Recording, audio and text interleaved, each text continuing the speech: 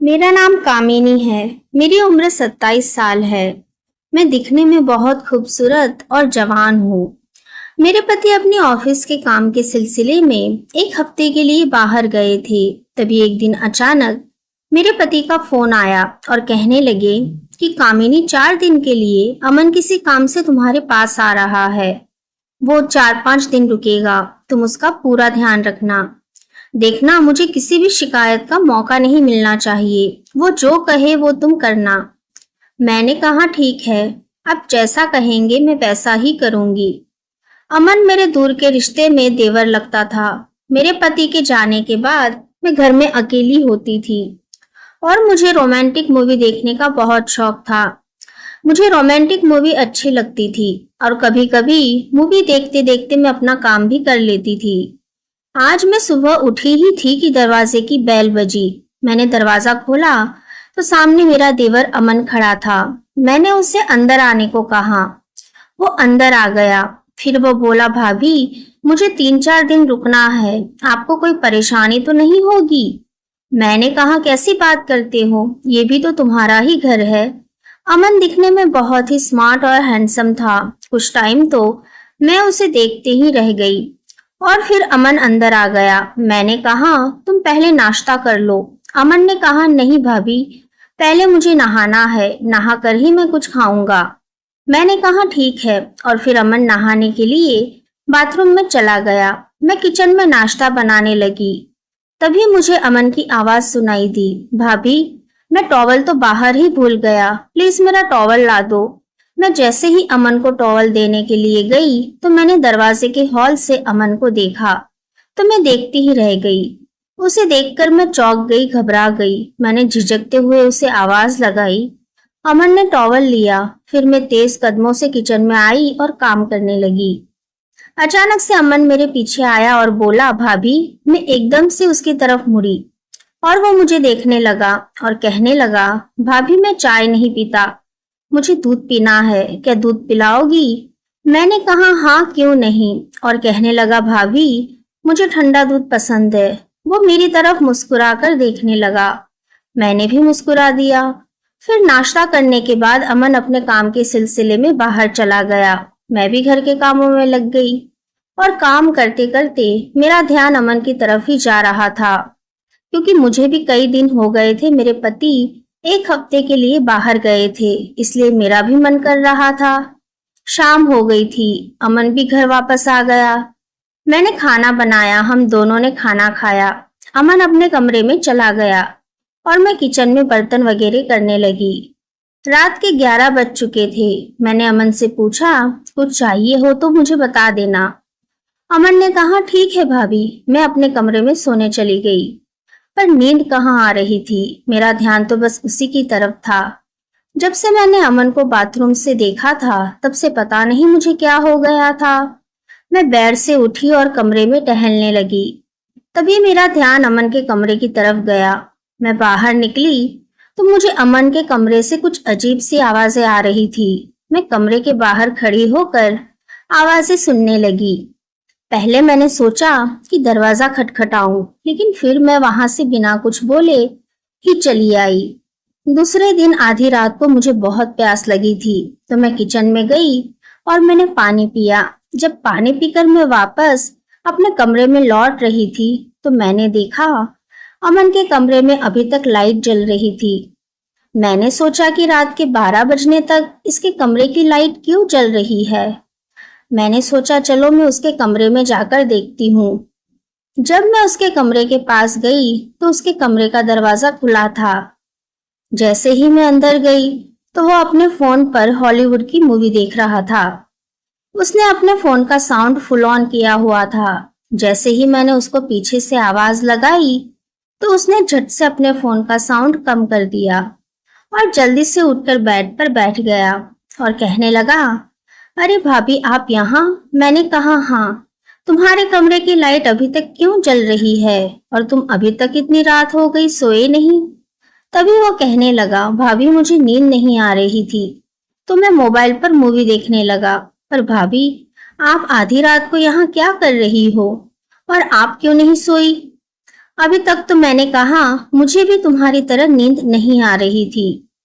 मैं किचन में पानी पीने आई थी तो मैंने देखा कि तुम्हारे कमरे की लाइट अभी तक जल रही है। मैंने सोचा कि जाकर पूछती हूँ कि तुम्हें किसी चीज की जरूरत तो नहीं है, इसलिए मैं यहाँ देखने चली आई। तभी वो कहने लगा, भाभी ना आपको नींद आ रही है ना मुझे, तो चलो साथ में मूवी देखते हैं। फिर वो बोला, आ जाओ इधर बैठो। मुझे बिल्कुल भी नींद नहीं आ रही थी तो मैं अमन के पास बैठ गई। उसने जल्दबाजी में फोन बंद ही नहीं किया था और मूवी उसके फोन पर चल रही थी।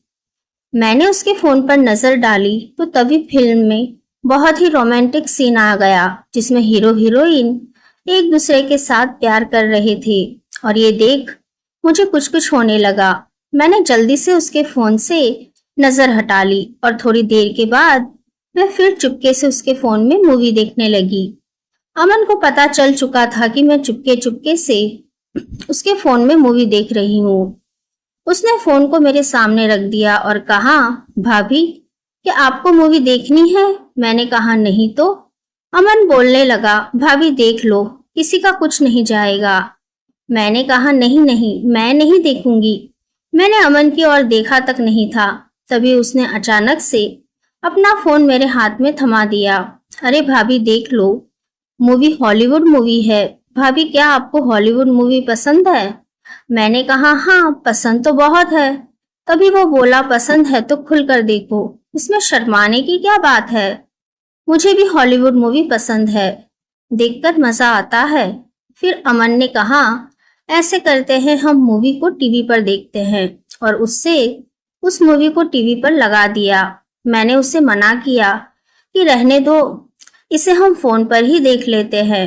अमन कहने लगा, नहीं भाभी, फोन पर बहुत छोटा छोटा नजर आता है, स्क्रीन पर बहुत बड़ा नजर आएगा। और फिर हम दोनों मिलकर फिल्म देखने लगे। तभी अमन कहने लगा, चलो फिल्म देखने के लिए मुझे किसी की कंपनी तो मिली, अब हमें बहुत मजा आएगा। मैं बिल्कुल चुप रही और हम दोनों साथ में मिलकर मूवी देखने लगे। मूवी बहुत ही बढ़िया थी। फिल्म के बीच में रोमांटिक सीन आया हुआ था। तभी अचानक अमन ने अपना हाथ मेरी कमर पर रखा। मेरे पूरे शरीर में जैसे बिजली का करंट लगा हो। मैंने उसका हाथ छुड़ाना चाहा। अमन ने मेरी तरफ देखा और कहने लगा, क्या हुआ? मैंने कहा कुछ नहीं, और उसने अपना हाथ हटा लिया। फिर वह मेरी तरफ देखने लगा। मैंने पूछा, कुछ चाहिए तुम्हें? तो वो बोला, भाभी बहुत गर्मी है, कुछ ठंडा पीने का मन कर रहा है। मैंने कहा जूस लेकर आऊं? तो उसने मुझे ऊपर से नीचे तक देखा, फिर कहने लगा, दूध पीने का मन कर रहा है, दूध पिला दो। और वो मेरी तरफ देखने लगा। मैंने मुस्कुराकर कहा, मैं अभी लेकर आती हूँ। और मैं किचन में दूध का ग्लास लेकर वापस अमन के कमरे में आ गई और हम फिर मूवी देखने लगे। मूवी देखते देखते दूध का ग्लास जैसे ही मैं उसको पकड़ाने लगी, ग्लास उसके हाथ से छूटकर उसके कपड़ों पे गिर गया। मुझे तो ऐसा लगा शायद उसने जानबूझकर गिराया। फिर अमन मुझसे कहने लगा, भाभी मैं अभी चेंज करके आता हूँ, जब तक आप मूवी देखो। अमन बाथरूम में चला गया और जैसे ही वो बाथरूम से बाहर आया, मैं एकदम से हैरान रह गई। अमन सिर्फ टॉवेल में ही था। मैं तो उसे देखती ही रह गई। और इधर मूवी में एक रोमांटिक सीन आ रहा था जिसमें लड़का लड़की एक दूसरे के साथ चिपके हुए थे। मैंने जैसे ही टीवी की तरफ देखा तो मैं शर्म से लाल हो गई और मैं अपने कमरे में वापस जाने लगी। मैं जैसे ही वापस जाने लगी, अमन ने मेरा हाथ पकड़ लिया और मुझसे अपनी ओर खींच लिया और अपनी बाहों में जकड़ लिया। मैं उससे कह रही थी, अमन प्लीज मुझे छोड़ दो, ये सब गलत है। अमन कहने लगा, भाभी इसमें क्या गलत है?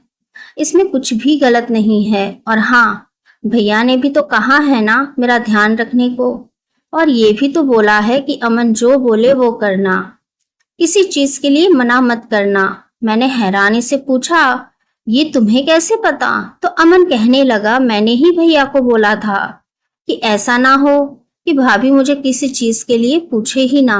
तो भैया ने कहा, फिक्र मत करो, मैं अभी कामिनी को फोन करके कहता हूँ। तभी भैया ने आपको फोन किया था।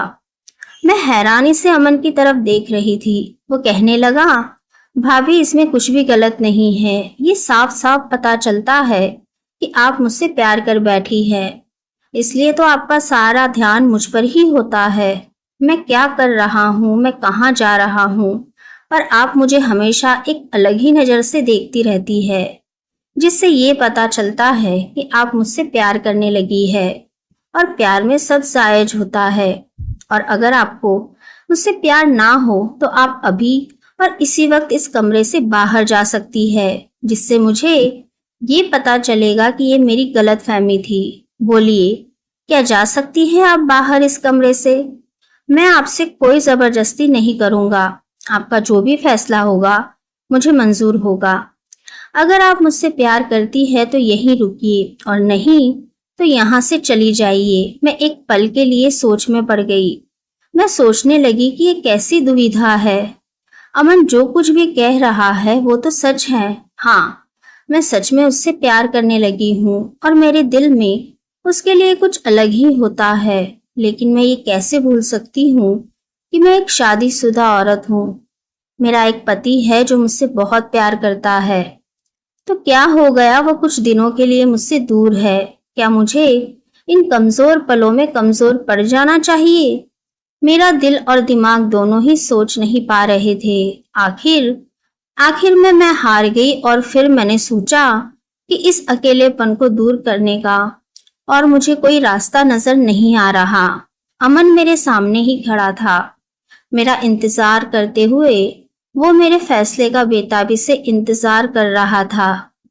मैं अपने दिल के हाथों मजबूर हो चुकी थी, इसलिए मैं मुस्कुराकर अमन से लिपट गई। उसने भी मुझे अपनी बाहों में भर लिया। फिर हम दोनों एक दूसरे में खो गए।